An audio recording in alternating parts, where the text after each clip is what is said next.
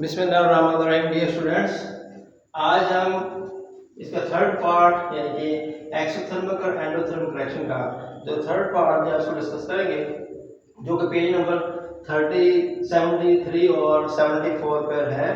तो इसमें है कि why chemical reactions are exothermic और एंडोथर्मिक, कि केमिकल रिएक्शन जो है वो एक्सोथर्मिक और एंडोथर्मिक रिएक्शन क्यों होते हैं। तो लेट अस अब हम चलते हैं।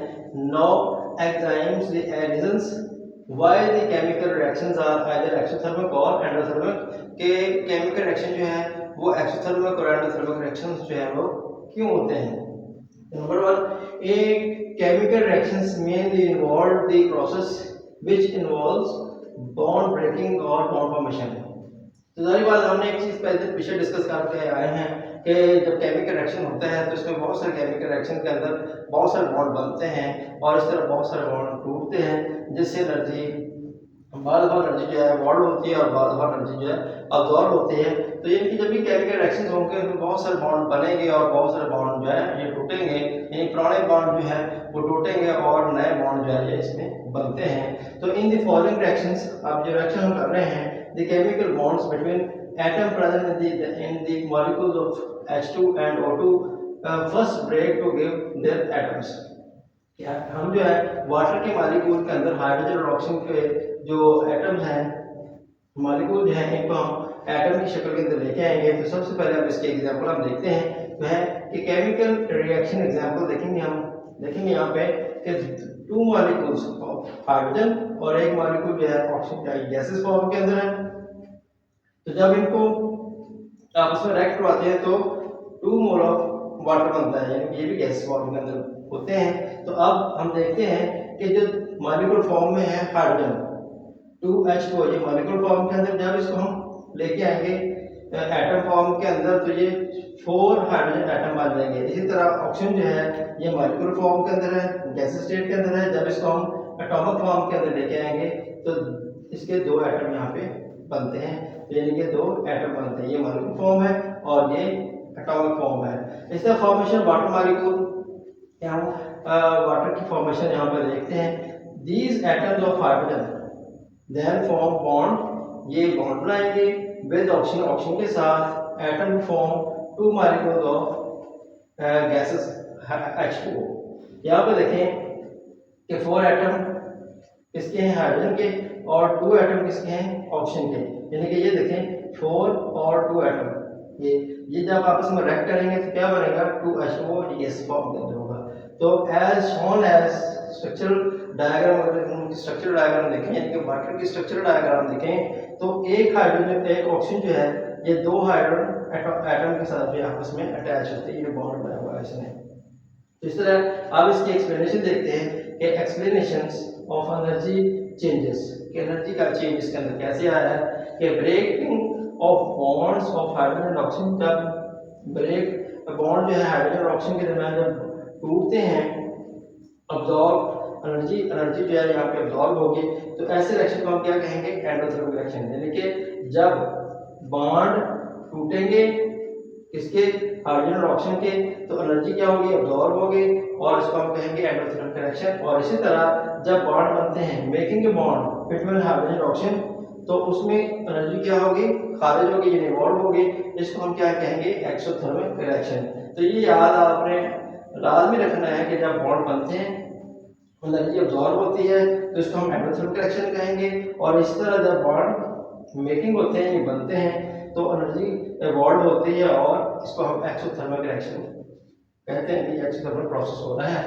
अब in this reaction we can mode are problem of hydrogen, इस अमल के दौरान जो है हाइड्रोजन जो है जब ये बनती है तो ये बॉन्ड वीकर होते हैं, टूटते हैं, hence less energy is absorb, energy जो है यहाँ पे अब्सॉर्ब होगी लेकिन बहुत कम मिकदार के अंदर एनर्जी जो है ये अब्सॉर्ब होती है। While the bond which is formed in water, जब वाटर का मॉलिक्यूल बनता है तो फिर क्या होता है are stronger, molecules are stronger and thus greater energy is absorb, लेकिन एनर्जी की मिकदार जो है ये खारिज ज्यादा होती है। यानी जब बॉन्ड बनेंगे तो एनर्जी जो है वो ज्यादा मिकदार में खारिज होती है।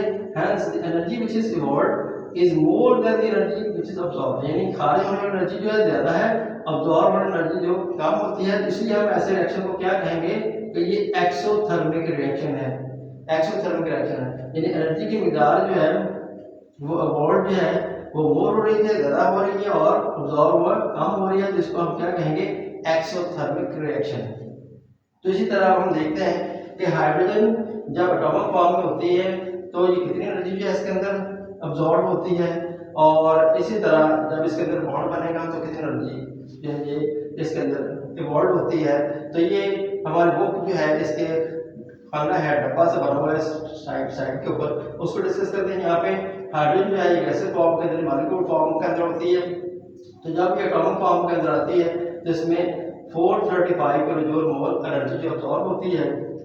تو اس کو ہم کیا کہیں گے؟ اینڈوتھرمک ریئیکشن جو ہوتا ہے.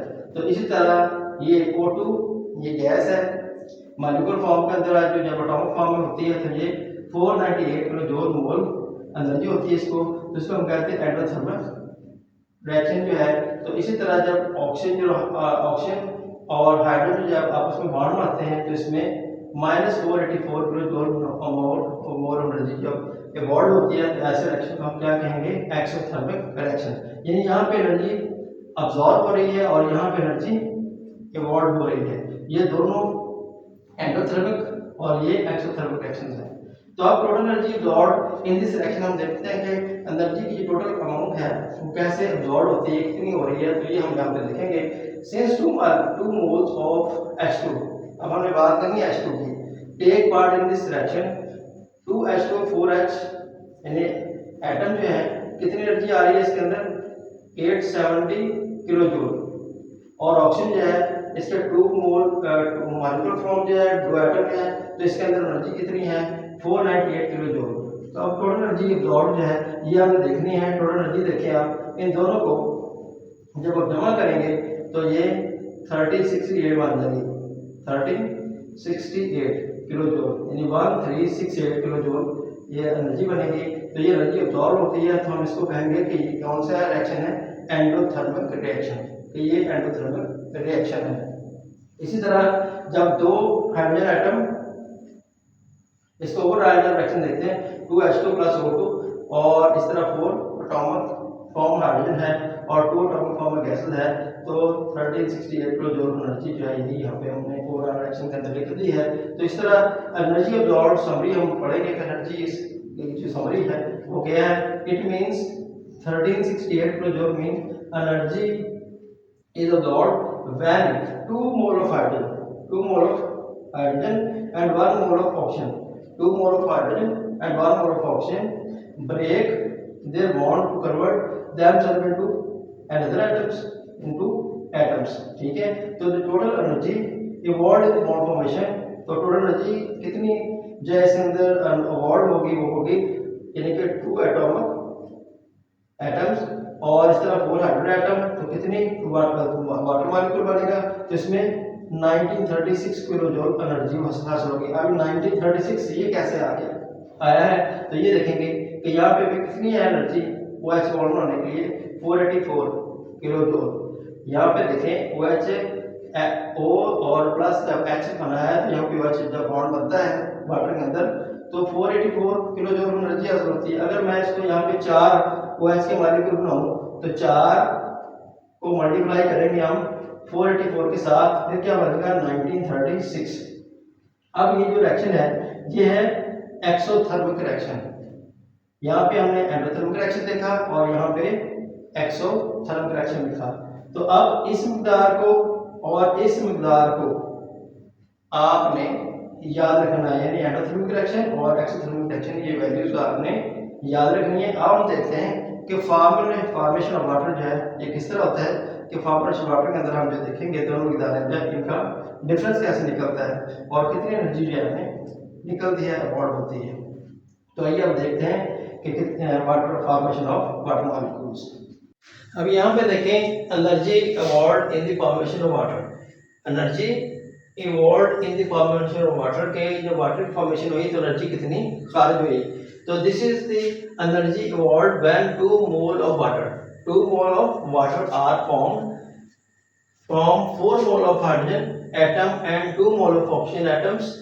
Thus, for the formation of 1 mole of water, the energy evolved will be 968 kilojoule per mole. अब ओवरऑल रिएक्शन अगर हम देखें तो hence the overall energy involved in this reaction is, मैंने आपको कहा था एक्सोथर्मिक रिएक्शन और एंडोथर्मिक रिएक्शन के अंदर जो हमें मिकदारें हासिल हुई हैं, यानी कि जो वैल्यू हासिल हुई है उनको हमने बोलना है। तो देखें -9036 ये वॉल्ट हुई थी एनर्जी, और इस तरह जो अब्जॉर्ब हुई थी 1368 हुई थी। अब इनका अगर डिफरेंस देख लिया जाए तो -568 kilo joule for 2 mole of water, ये 2 मोल ऑफ वाटर के लिए हैं। तो अगर हम ओवरऑल रिएक्शन देखें तो यहाँ पे देखें इनका फर्क आ रहा है कि 2H2 मॉलिक्यूल फॉर्म के अंदर है, 2 मॉलिक्यूल हाइड्रोजन का है, और इसी तरह ऑक्सीजन का 1 मॉलिक्यूल है गैसेस फॉर्म के अंदर है। तो 2H2 बनेगा गैसीय फॉर्म के अंदर वाटर मॉलिक्यूल, 2 मॉलिक्यूल वाटर के बनेंगे। तो डेल एच डिफरेंस आ जाएगा कितना, -568 किलो जूल। तो अगर इसको हम एंथैल्पी चेंज के अंदर देखें तो एंथैल्पी चेंज पर मोल देखें तो फिर क्या होगा, the enthalpy change for the formation of 2 mole of gases water in -568 kilojoule, जो भी हमने निकाला है। तो so enthalpy change for the formation of 1 mole of gases will be, ठीक है, तो ये किसके बराबर होगा, -568 किलो जूल पर 2 मोल। तो अगर देखा जाए तो इसको हम कहते हैं -284 किलो जूल पर मोल। तो ये इसकी मिकदार जो है हमें हासिल होगी।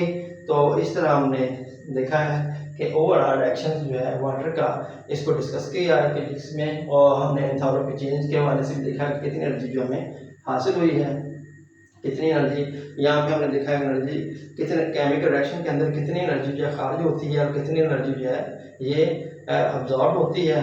तो इस तरह हमने एक्सोथर्मिक और एंडोथर्मिक रिएक्शन को यहाँ पर डिस्कस कर लिया है। तो इंशाल्लाह नेक्स्ट लेक्चर के अंदर फिर दोबारा हाजिर होंगे। तब तक के लिए अल्लाह हाफ़िज़।